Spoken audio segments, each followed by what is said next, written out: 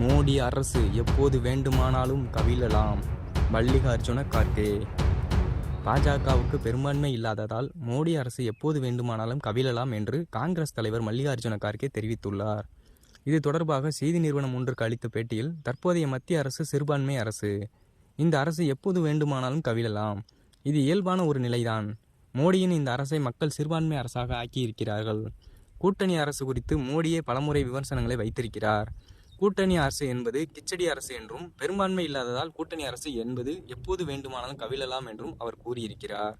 அதோடு கூட்டணி அரசில் ஆட்சியாளர்களால் எந்த முடிவையும் தன்னிச்சையாக எடுக்க முடியாது என்று அவரே கூறியிருக்கிறார். இவையெல்லாம் அவர் கூறியவையே. அவற்றை நான் திரும்ப சொல்கிறேன் என தெரிவித்துள்ளார்.